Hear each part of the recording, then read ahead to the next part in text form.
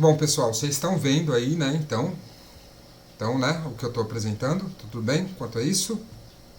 Sim, sim. Tá, eu pergunto porque teve uma vez que eu botei ali, eu vi minha apresentação rolando, tava aqui o recadinho para mim que ela tava rolando, só que tava todo mundo vendo uma tela preta e eu fiquei, cara, uns 30 minutos falando com base na apresentação até que alguém achou estranho e falou: Ô professor, você está apresentando alguma coisa?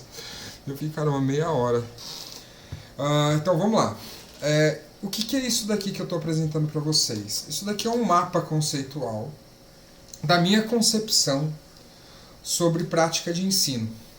Né? Então vocês lembram quando eu falei, comentei com vocês no começo da aula, que uma das funções na academia, né, nas universidades, nessa formação para a positividade do conhecimento e tal, é a função de promover a análise cartesiana, ou seja, o método analítico, que é olhar para o mundo, entender e tentar entendê-lo, né, com um olhar especializado para as suas partes, né, ou para um objeto de mundo e tentar compreendê-lo nas partes que o formam e como que elas se relacionam entre si. Pois bem, né, quando a gente olha para a prática de ensino com essa concepção analítica, com esse olhar analítico, é essa a nossa tarefa também, entender tudo que a compõe, né, compreender as suas nuances. E aí, esse mapa conceitual é basicamente a forma como eu, ao olhar para a prática de ensino, ao tentar expor meu conhecimento numa forma gráfica, né, numa forma que ele parece estar estampado na minha mente, é o que surge, é esse mapa conceitual, né? É as partes, são os conceitos que eu tenho compreendido na minha estrutura cognitiva comigo e como eles se relacionam entre si. Tá? Então essa é a estampagem da minha mente. É lógico que não é uma estampagem ah, fidedigna, né? Ela não é minha mente, lógico que não é assim. Isso daí é um produto da minha mente, é um recorte da minha mente, é um estado provisório da minha mente e de hoje para amanhã, por exemplo, eu posso vir a pensar diferente e essas coisas todas mudarem. Então, isso é um mapa conceitual. Um mapa conceitual é quando a gente consegue transferir o nosso conteúdo mental, né, as relações entre os conceitos que a gente compreende, para um modo gráfico, né, um modo que seja compreensível e observável a outras pessoas também. Sempre limitante, sempre limitado. Mas enfim, né, esse é o meu mapa conceitual sobre o que é a prática de ensino. Ah, então a prática de ensino, como vocês mesmo reforçaram, né, em diversas falas aí, ela não ocorre, né, não ocorre sem os saberes docentes. Acredito que foi o Pedro e o Rafael inicialmente, principalmente o Pedro. Ah, foi o Pedro? Desculpa, gente. A primeira aula a gente tem que sempre ficar lembrando. Foi o Pedro. Né, o Pedro principalmente que chamou a atenção para essa questão dos saberes docentes. Né? Então, assim, a pessoa com a intenção de ensinar, com a intenção de propositalmente promover a aprendizagem de outrem, né? Essa pessoa ela parte de alguns saberes sobre a docência. E aí vocês viram, né, nos exemplos que a gente discutiu também, nas situações, nos casos, que esses saberes eles não precisam ser necessariamente formados dentro de uma formação inicial docente, dentro de uma formação específica e formal, né, no sentido de formar professores, né, formar docentes que atuarão profissionalmente com a prática de ensino. Ou seja, a gente tem outras pessoas no convívio social que também exercem a prática de ensino. Creio, na verdade, né, eu acho que essa é uma faculdade humana, né, creio que esse seja um potencial de cada um de nós e todos somos capazes de promover a prática de ensino e, a partir dela, alcançar os objetivos que a gente espera dela. Né? Então, a que isso nos remete? Nos remete à concepção de que para ensinar não precisa ser um professor. Para ensinar não precisa ter uma formação docente. né? E que, enquanto docentes, todos nós podemos agir em alguma instância na vida com algum objetivo em específico. Né? Então, assim, a prática de ensino ela não é exercida só por professores, portanto, pode-se denominar como sujeito docente qualquer sujeito com a intenção de ensinar, sendo que dentre esses sujeitos com a intenção de ensinar, dentre esses sujeitos docentes, existem docentes corriqueiros, existem docentes que fazem disso a sua profissão, existem docentes que passam mais tempo da sua vida dedicando ao ensino, mesmo que elas não sejam professoras, mas elas têm um prazer e uma intenção e uma motivação especial para essa questão, né? Assim como existem pessoas que não gostam muito de ensinar, que não têm muita paciência, mesmo que elas sejam professoras, né? Então é muito importante a gente vislumbrar isso. Então quer dizer, a formação docente ela é sim uma etapa muito importante para a formação dos saberes docentes, porque ela se pauta, né, a formação docente, a formação formal, tá, gente? Estou falando dos cursos de licenciatura, da formação continuada dos professores, dos cursos, né, e das práticas de ensino formais que servem para esse fim, que servem para a formação de professores. São importantes no sentido de que elas seguem também um currículo, e é um currículo baseado naquele currículo que os professores futuramente terão que seguir. Né? Então, a formação docente ela tem a ver com aquilo que a sociedade espera do professor, aquilo que a sociedade decide sobre o professor. Então, aquele sujeito que vai estar lá na escola ensinando um outro sujeito, que vai estar na função de aprendiz, aquele sujeito ele não pode estar ensinando qualquer coisa, ele não pode estar ensinando de qualquer jeito, ele não pode ter qualquer objetivo. O que ele ensina, a forma como ele ensina e os objetivos que ele tem com a prática de ensino dele são coisas que foram definidas socialmente. Não importa se democraticamente, não importa se de forma legítima, né? Isso daí são outras questões. Mas chegou essas decisões, chegou essa forma, chegou esse currículo, e esse currículo ele vai ser seguido porque é uma definição societária, social. Né?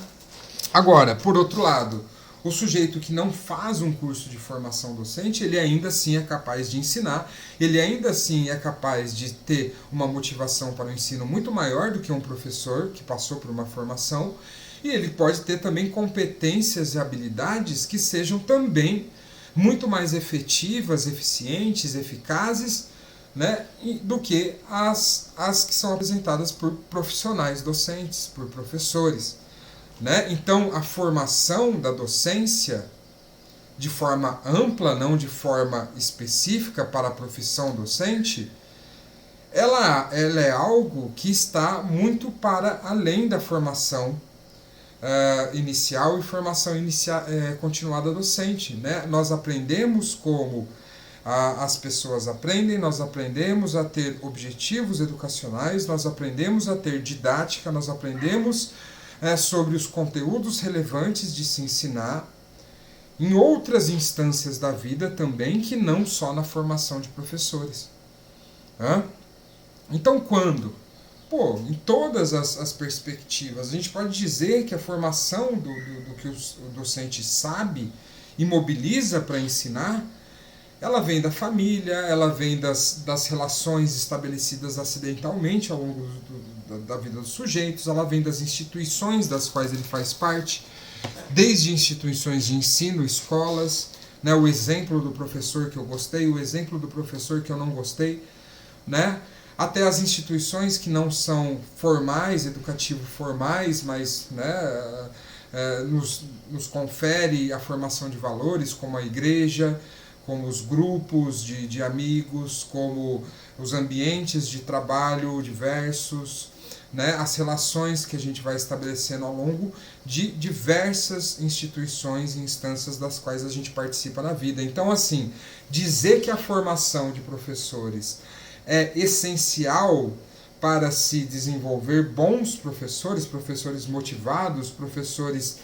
que saibam promover a aprendizagem é uma falácia, né? Na verdade, a formação docente, sim, em partes ela serve para isso, mas ela não é essencial nesse sentido. Creio que a essência da formação docente, da formação de professores, né, mais propriamente dos docentes que vão se profissionalizar, ela esteja muito mais na formação para o currículo, na formação para lidar com o ensino que a sociedade, com uma educação que a sociedade planeja para si. Entenderam? Deixa eu só beber uma água, gente, que eu esqueci minha água ali na cozinha.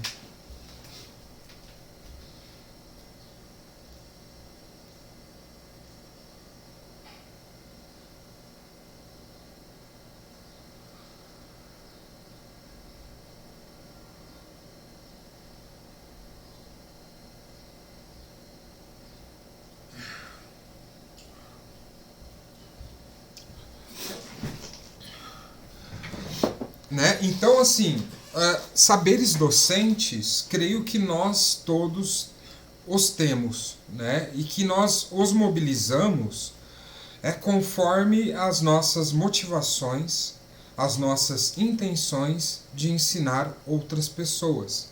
Né? Então, vejam a linguagem, né? Os saberes docentes, eles são mobilizados. Mobilizados para quê? Para o exercício da prática docente.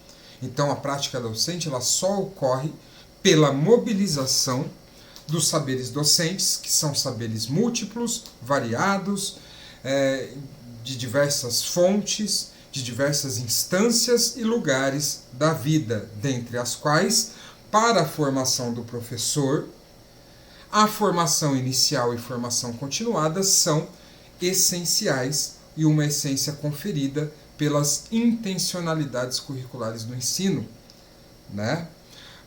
Pois bem, e aí esses saberes eles são mobilizados, né, para a prática de ensino em campos diferentes, né, de mobilização. Como, por exemplo, é o campo da idealização, daquilo que o sujeito não tem condições de decidir, mas que está no seu imaginário e que, portanto, motiva, estimula a sua intenção de ensinar, que é a questão dele compreender que tipo de objetivo ele tem com aquela prática de ensino, que ele está mobilizando por meio dos saberes docentes, né? Pela mobilização dos saberes docentes, ele está exercendo, ele está na intenção de exercer, né, a prática de ensino, mas com essa intenção, né, ele tem uma intenção por quê? Porque ele tem um objetivo, né? Ele tem um objetivo, existe um resultado que se espera daquilo que ele vai fazer, daquela prática de ensino que ele vai exercer, né? E que tipo de resultado se espera dela, né? O tipo de resultado que o sujeito vislumbra para a prática de ensino, provavelmente, né, tem uma relação direta com aquilo que ele conhece de sociedade e da função do ensino para a sociedade, né? Ou seja, por que eu quero formar esse sujeito nesse sentido? Qual é as relações sociais que ele vai estabelecer a partir dessa aprendizagem, né? E de que maneira que essas relações elas vão promover uma sociedade, né, que eu idealizo e que eu acho que deva ser adequada. Ou, se você está preocupado mais com o indivíduo, né, do que com a cidadania do mesmo, ainda assim a gente parte de uma concepção do que é a sociedade. Por quê? Porque tudo aquilo que eu ensino para aquele indivíduo tem que estabelecer uma relação amistosa, não é amistosa, o termo é amigável, não é amigável, é um sinônimo disso,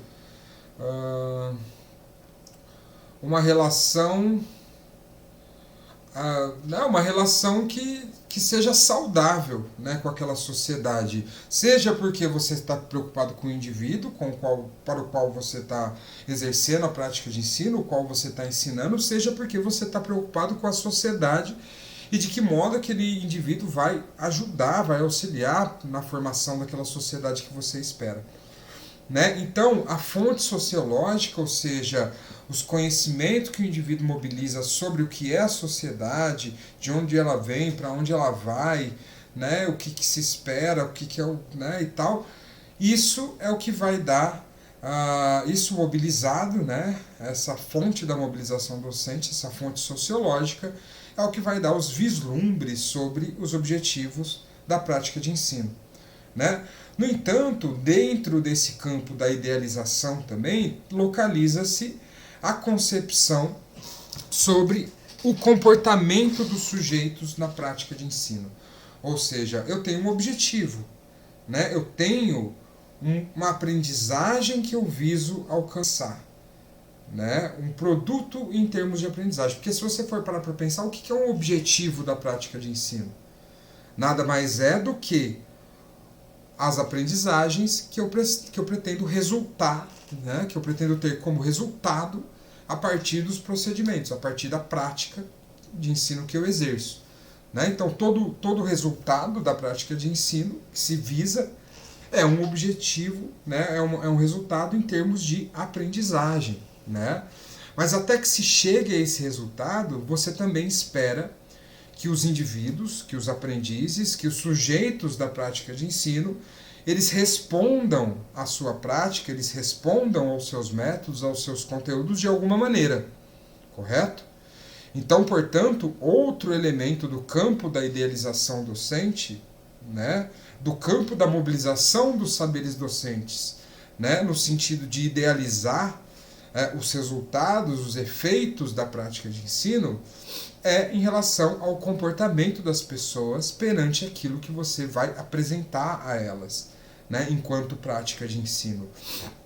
E esse comportamento, né, a forma como elas vão responder, né, será que elas vão gostar? Será que elas não vão gostar? Será que elas vão ficar motivadas? Será que elas não vão? Será que elas vão aprender a partir disso? Será que vai ter alguma resposta que caminhe em termos de aprendizagem ou será que elas não vão? Né? Será que elas estão numa etapa de desenvolvimento que elas vão assimilar o que eu estou falando ou será que elas não vão entender bolhufas? Né? Então, você idealizar isso também é muito importante, também é um campo de mobilização docente, dos saberes docentes de grande relevância. Né, e essencial para a prática de ensino. E aí a gente pode dizer que isso vem, né, de uma fonte de mobilização que é a fonte psicológica, ou seja, aquilo que o indivíduo compreende sobre o psicológico do outro indivíduo, da mente do outro indivíduo, da forma como ele se comporta, das atitudes que ele tem. Né? E isso é uma concepção psicológica. Né? Então a gente compreende, ou a gente idealiza, ou a gente imagina, vislumbra a maneira como os indivíduos vão se comportar perante a minha prática de ensino a partir do que eu conheço sobre o psicológico desses sujeitos, desses indivíduos. Correto? E aí, gente, relembrando a questão dos saberes docentes, né? Aquilo que eu compreendo como sociedade, aquilo que eu compreendo como o que é a sociedade, de onde ela vem, para onde ela vai, aquilo que eu compreendo como a psicologia do indivíduo, né, de onde ela veio, como ela se formou, para onde ela vai, o que ela pode ser. Essas questões, elas são questões todas baseadas não só na minha formação inicial e continuada enquanto professor, mas em tudo que eu presenciei e vi nas instâncias e lugares da minha vida. Né? Então eu posso formar uma concepção de psicologia do sujeito que está muito longe das teorias de aprendizagem da psicologia, né, da ciência e do que é academicamente construído, está muito longe daquilo, mas eu formei essa concepção como? Às vezes observando o meu próprio comportamento, às vezes observando o comportamento de outras pessoas, às vezes vendo fake news, vai saber. Né? Mas essa fonte, ela dá origem a essa ideia que o docente tem de como os indivíduos vão responder, se comportar perante a sua prática de ensino, e que objetivos que ele vai poder alcançar a partir disso, né? A partir dessa prática de ensino. Tá ok, gente, até aqui? E aí outro campo, né, da mobilização dos saberes docentes para a prática de ensino é o campo das decisões. Ou seja, a partir daquilo que eu idealizo para a minha prática, a partir daquilo que eu vislumbro que vão ser alcançados em termos de aprendizagem, né, com os sujeitos da minha prática, aquilo que eu vislumbro que os sujeitos vão... a forma que os sujeitos vão se comportar perante a minha prática de ensino, como eles vão responder, né, que tipo de desenvolvimento que eles vão ter, né, até que se alcance aqueles objetivos. Essas decisões, né, elas vão no sentido disso que eu idealizei. Ou seja, portanto, se eu quero atingir esses objetivos, se eu quero que os indivíduos se comportem dessa maneira, perante o que eu sei sobre a psicologia e sobre a sociedade, né, agora eu tenho que tomar decisões que alcancem esses objetivos. Eu tenho que tomar decisões que alcancem, que estimulem esses comportamentos. E essas decisões são tomadas em termos de conteúdo do ensino, ou seja, que tipo de elementos do conhecimento eu vou apresentar para esses estudantes, quais elementos, quais conhecimentos serão apresentados. Então, para isso, né, por exemplo, eu tenho que ter uma concepção do que é conhecimento, né, do que é aquele conhecimento que eu vou ensinar, como que ele é, como que ele foi produzido, de que maneira ele pode ser útil.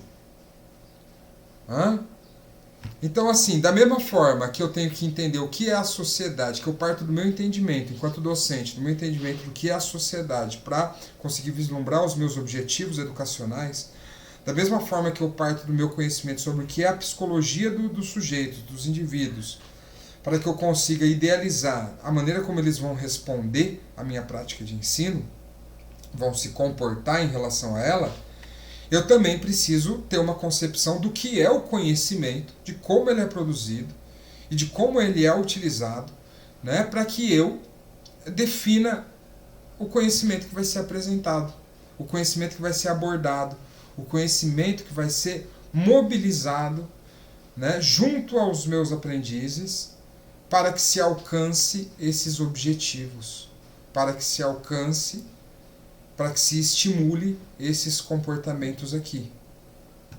Correto?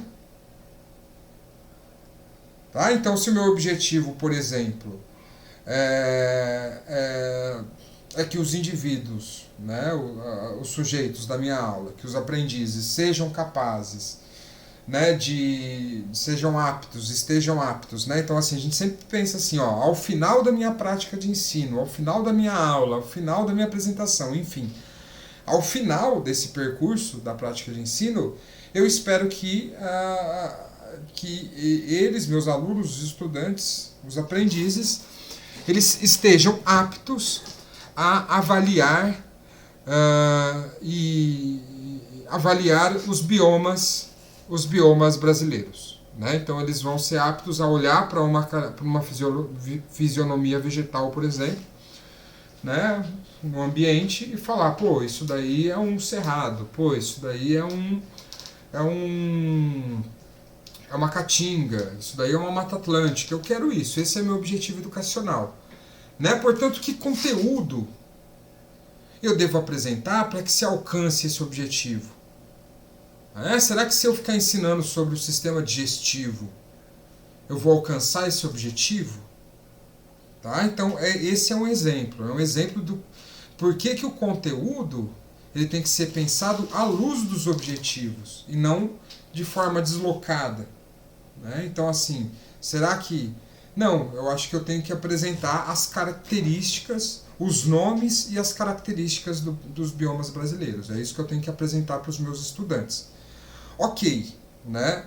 Agora, em termos de comportamento, não agora em termos de objetivo, mas em termos de comportamento. Se eu passo 3 horas com aqueles estudantes de 8ª série do ensino fundamental, supor, né? Não sei em que momento que esses biomas são ensinados, supondo. Somente abordando de forma bastante criteriosa cada um das características dos biomas, eles vão conseguir aproveitar esse conhecimento e ser capazes de avaliar os biomas? Né? Ou será que se eu quiser ensinar isso para crianças de 4 anos de idade, eu quiser apresentar os nomes dos biomas e as características deles para crianças de 5, 4 anos de idade, elas vão conseguir assimilar esse conhecimento e atingir esses objetivos? Então, vejam, né, por esse exemplo, por tudo que eu falei, qual é a importância de conteúdos bem definidos para que você alcance os seus efeitos, os seus resultados da aprendizagem, tanto em termos da resposta, do comportamento que se espera daqueles aprendizes, né, da forma como eles vão lidar com aquilo que está sendo apresentado, quanto da aprendizagem, ou seja, aquilo que eles vão ser, né, o novo ser, aquilo que eles ainda não são naquele momento e eles passarão a ser, porque eles aprenderam aquele conteúdo daquela maneira, eles aprenderam aquele conteúdo daquela maneira, portanto, eles não são mais isso, eles são aquilo, eles passam do estado X para um estado Y. Né? A gente pode dizer que se o objetivo da educação, se o objetivo da prática de ensino é que se alcance a aprendizagem, e o que é a aprendizagem? A aprendizagem nada mais é do que você passar de um estado anterior para um estado posterior em termos de conhecimento. Né? Você é um outro indivíduo em termos de conhecimento, você passou de um estado para o outro. Correto? Gente, vocês estão aí ainda? Eu estou bem sozinho aqui. Sim, professor. Beleza. Vocês não querem fazer nenhuma pergunta, podem fazer, tá? A qualquer momento. Creio que vocês vão começar a perguntar mais depois que tiverem que lidar com as atividades, né? Então tá. Agora, esse conteúdo que eu selecionei para ser apresentado, esse conteúdo de ensino que eu decidi, né? Lembra que a gente está no campo das decisões agora, que eu decidi apresentar para os meus estudantes, porque com ele é possível alcançar os meus objetivos, com ele é possível que os estudantes assimilam, respondam da maneira como eu espero que eles respondam a minha prática de ensino. No entanto, ele por si só, né, ele não pode por si só ser definido como passível de alcançar, né, porque não é só o que eu vou apresentar que importa, né, mas como eu vou apresentar importa. Né? Portanto, é um segundo elemento da decisão docente, né, ao mobilizar seus saberes docentes para o exercício da prática de ensino, são as decisões didáticas, as decisões sobre como eu vou apresentar, como eu vou abordar, como eu vou mobilizar esse conteúdo que foi selecionado.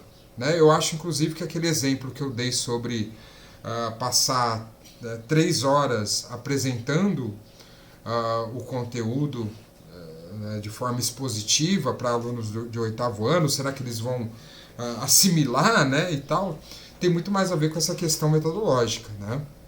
Então, acho que então, assim, o conteúdo ele pode ser apropriado. Então, para aquele público, para aqueles alunos de 8º ano do ensino fundamental, para que eles estejam aptos depois a avaliar biomas brasileiros, né, com base na caracterização desses biomas. Então, apresentar, abordar, mobilizar as características dos biomas e seus nomes, né, é um conteúdo passível de alcançar esse objetivo. No entanto, se eu fizer isso, né, se eu quiser apresentar esse conteúdo durante 3 aulas seguidas de forma puramente expositiva, é bem provável que os estudantes não assimilem da maneira apropriada. Né? E também, outra questão é a seguinte, uma coisa é você ensinar os sujeitos o que você sabe. Então eles aprenderam o que você sabe. Beleza, o professor sabe isso, sabe aquilo. Estou me baseando no que ele sabe, né, para eu fazer as minhas atividades. Só que outra coisa é você envolver aí no meio um objetivo que não é simplesmente de você saber o que o professor sabe, mas de você usar aquilo, você também saber aquilo, também se convencer e usar aquilo para você, e você aplicar aquilo em dado contexto, em dada situação, em dado problema. Ou seja, você chegar num ambiente natural e você falar, pô, esse é um bioma tal. Então, um método puramente expositivo, né, que dura 3 horas de exposição das características do bioma, não garante que o sujeito vai desenvolver habilidades, né, passíveis de avaliar os ambientes. Correto? Então, a questão didática, ou seja, como eu vou ensinar, que tipo de relações eu vou... aliás, vamos partir do conteúdo. De que forma que eu, por exemplo, vou organizar esse conteúdo ao longo do tempo? Será que é melhor eu ensinar a questão da fisionomia vegetal primeiro, para depois ensinar a respeito dos biomas? Acho que sim. Por quê? Porque a grande parte das características dos biomas tem a ver com a fisionomia vegetal. Se o sujeito não souber o que é a fisionomia vegetal, ou as diferentes formas que ela pode ocorrer, talvez ele não entenda o que é o bioma. Né? Ou, ao contrário, talvez se eu ensinar que existem vários biomas e mostrar para eles que o que difere esses biomas entre si são as características de fisionomia vegetal, talvez eles comecem a reparar que existem fisionomias vegetais diferentes, e isso pode ser um subterfúgio para que eu ensine fisionomia vegetal. Então, né, conhecer bioma. Então, entendeu? Então, assim, qual é a sequência? Do mais amplo para o mais específico, do mais específico para o mais amplo, do menos complexo para o mais complexo, do que vem antes na história do que vem depois na história. Entende? Então a organização do conteúdo é uma questão didática muito importante.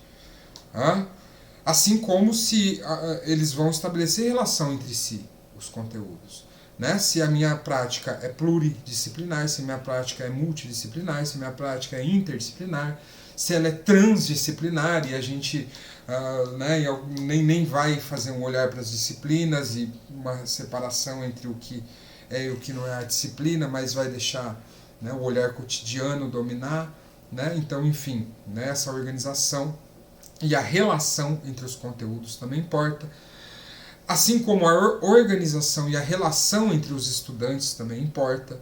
Né? Afinal de contas, como que você vai organizar eles? Você vai colocar todos que estão dentro de uma mesma etapa do conhecimento para estudarem juntos? Ou será que você vai colocar pessoas de diferentes etapas do conhecimento para se ajudarem? Né? Quem sabe mais vai trabalhar com quem sabe menos e assim, né, vai promover aquela aprendizagem, né, de quem sabe menos, vai sempre ter alguém que sabe mais, né, que vai estar atuando nessa, né, aquelas classes multisseriadas. Creio que a educação do campo, a educação indígena funciona assim, com turmas multisseriadas, né, as crianças de diferentes idades elas estudam juntas. Você vai organizar em classes, em turmas fixas, você vai deixar que elas se misturem, que elas, né, se mudem ao longo do tempo, elas vão sempre permanecer as mesmas. Né, a relação dos indivíduos vai ser mais estável, mas eles vão ter menos chances de se relacionar com outras pessoas e aprender conteúdos que provêm dessa relação, por exemplo. Né? Será que você vai ensinar os indivíduos, mesmo que você tenha lá uma turma, né? Você tem a sua turma, você vai ensinar para eles todos juntos, fornecendo estímulos que funcionam de forma genérica para todos? Ou você vai trabalhar com equipes, ou você vai trabalhar com indivíduos, individualmente com cada um, né? Cada contexto, cada situação pede uma forma, né? Quais são os seus materiais? Que materiais você vai usar? Você vai usar livro didático, você vai usar lousa, você vai usar jogos, né? Qual é a sequência de atividades que você vai estabelecer? Você vai começar com uma aula expositiva? Você vai começar com uma discussão sobre o que os alunos sabem? Você vai começar com a apresentação da disciplina, do componente curricular, do que você vai ensinar? Você já vai traçar objetivos com os alunos? Como? Qual é a sequência de atividades? O que vai acontecer antes? O que vai acontecer depois? E depois, no tempo, e de que maneira você vai avaliar, para que vai servir a sua avaliação, só para sancionar o desenvolvimento dos alunos, só para aplicar consequências, né? Será que você não vai usar também para você avaliar a sua própria aula? Será que você não vai usar para fornecer conteúdo para os estudantes sobre como que eles estão se desenvolvendo? Então todas essas questões são questões didáticas, né, que apesar de você ter um conteúdo que torna possível alcançar determinados objetivos ou obter determinados comportamentos dos estudantes, dependendo do que você decidir, a forma como você vai apresentar esse conteúdo pode ou não alcançar esses objetivos educacionais. Seu conteúdo pode estar adequado, pode estar ideal para os objetivos que você quer alcançar, mas se eles não forem apresentados de uma maneira adequada, não se alcança, né? E de onde vem o conhecimento do professor sobre a didática? Né? E aí é o que a gente chama aqui de fonte metodológica, ou seja, ele vai aprendendo, ou seja, tudo que ele sabe como fazer, metodológica, é como fazer, né? O que é fazer? Como que eu faço? Né? De onde vem o fazer? Como que eu aprendo a fazer? Quais são os resultados do fazer? Quais são os resultados do proceder? Né? E sobre o fazer em educação? E sobre o fazer em ensino, enquanto docente, enquanto professor? Né? Lembrando das várias instâncias da vida do sujeito, né? Aquele professor que ele teve no primário que fez ele vomitar de tanto medo, né? Ou de tanto agonia daquela pessoa chata, ou aquela professora que ele teve no ensino fundamental que fez ele dar risada e se divertir, porque ela fez jogos, ela promoveu uma metodologia, um método mais interessante, né?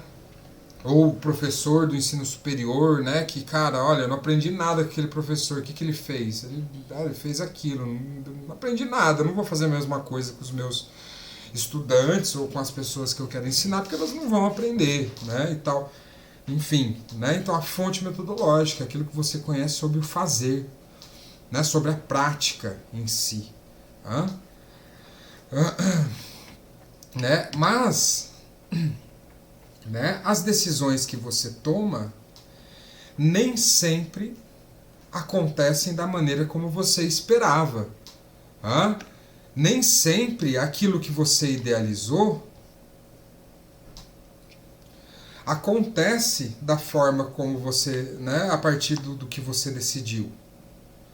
Mesmo que você tenha pensado, mesmo que você tenha planejado tudo certinho, aqueles alunos que eram para estar se divertindo na sua aula, pô, você olhou para eles e eles estavam dormindo, né? Eles estavam querendo ir embora, ou eles não estavam prestando atenção, né? Ou mesmo que tenham prestado atenção, mesmo que tenham participado, você foi lá e avaliou a aprendizagem deles e viu que eles não conseguiam fazer aquilo que você queria que eles fizessem, né? Ou seja, seus objetivos não foram alcançados, né? Bom, enfim, né? Isso pode partir muito bem, lógico, de concepções equivocadas, né? Então, aquilo que o indivíduo entende como sociedade, aquilo que o indivíduo entende como psicologia, aquilo que o indivíduo entende como epistemologia, aquilo que o indivíduo entende como metodologia, de fato ele está equivocado e aquilo não alcança o que ele esperava. Pode vir daí. No entanto, né, uma grande parcela de como que as decisões que a gente toma para o ensino, de como que o que a gente planeja em relação ao ensino pode não ocorrer da forma como a gente espera, tem a ver com os condicionantes contextuais da nossa prática. Ou seja, a partir do momento que eu vou tornar material as minhas decisões, tornar real, que eu vou exercer aquilo que eu decidi de forma prática, né? Existem aspectos do meio que conferem limites e possibilidades às minhas ações. E nem sempre, aliás, nunca, né? Só se você for um puta de um vidente e tal, né? Um mágico, sei lá, você nunca vai conseguir adivinhar quais serão a totalidade desses condicionantes. Ou seja, você decidiu didaticamente com base no que você conhecia do contexto no qual você vai atuar. Você falou, pô, eu não vou dar uma aula no laboratório de informática porque não tem um laboratório de informática na escola, por mais que fosse ótimo que tivesse, e seria a melhor maneira de ensinar, eu não vou fazer isso, porque não tem laboratório de informática. Agora, você pode muito bem ter planejado dar uma aula no laboratório de informática, chegar lá e a máquina não está funcionando, e aí? Né? E o computador dá pau, e a rede não funciona, a internet cai, sei lá. Né? Pode acontecer qualquer coisa. E aí? Né? Então, por isso que uma coisa é o campo do que você decide, uma coisa é o que você decide fazer. Outra coisa é o que de fato ocorre, o que de fato é materializado na prática. Né? Por isso que é o campo da materialidade. Né? E aí, o que eu decido fazer, eu posso tornar material, né, pelo currículo. Ou seja, as minhas decisões eu posso escrevê-las. Né? Eu posso escrevê-las, né, a título de que elas sejam seguidas por outras pessoas. Então eu estou escrevendo um currículo, ou um documento curricular. Né? Se eu estou escrevendo o projeto pedagógico do curso de Ciências Biológicas Licenciatura, eu estou aplicando as minhas decisões baseadas nas minhas ideias, né? Eu estou aplicando as minhas decisões baseadas nas minhas ideias e tornando-as materiais a partir de um currículo de um curso que vai ser seguido por uma equipe de pessoas, por professores e tal. Né? Eu posso também tornar material as minhas decisões a partir da minha própria ação docente. Né? Então eu vou praticar aquilo que eu decidi que deveria ser praticado. Quem vai praticar sou eu. Não? Então vejam, o docente, né, ele pode ser uma pessoa que ensina outras pessoas de modo indireto ao produzir um currículo. Né?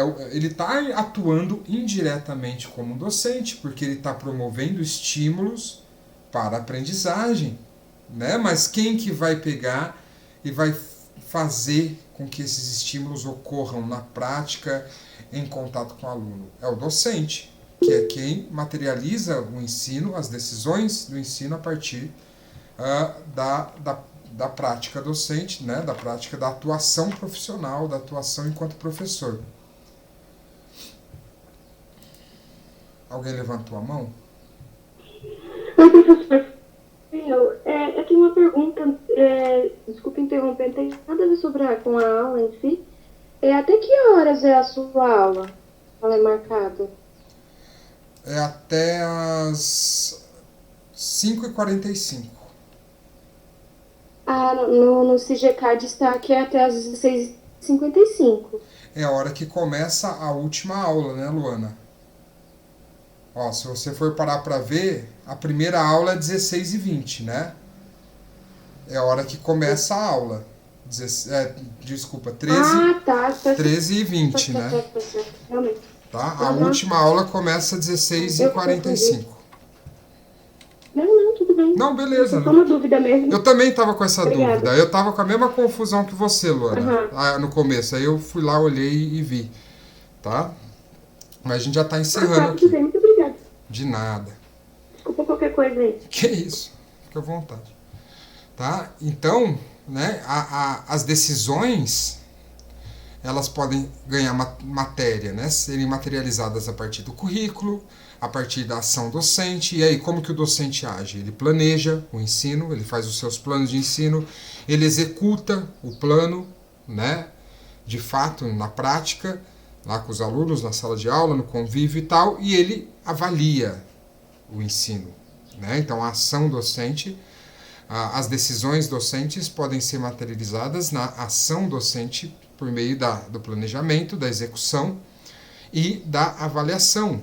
Né? E por último, e não menos importante, temos as tendências pedagógicas. O que são as tendências pedagógicas? É a formação material, né?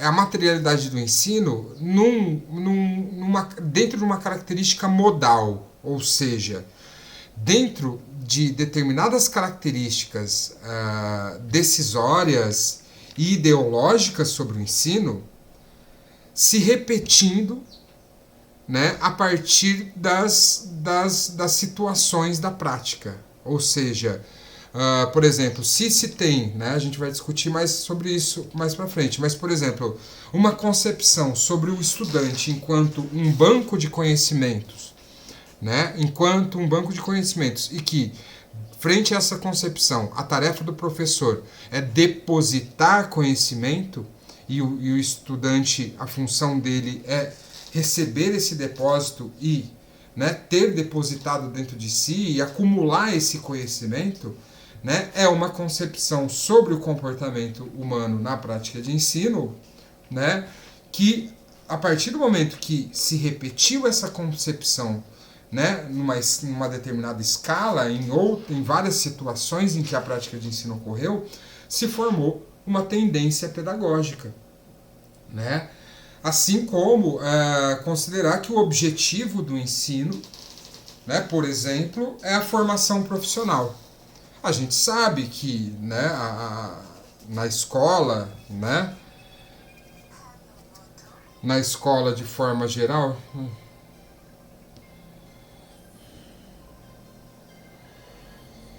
Oh, meu Deus do céu, peraí. A gente sabe que na escola, de forma geral, né, na escola básica, no ensino básico, o objetivo, de fato, né, deve superar a formação profissional, deve formar para a cidadania, para a inserção do sujeito em sociedade.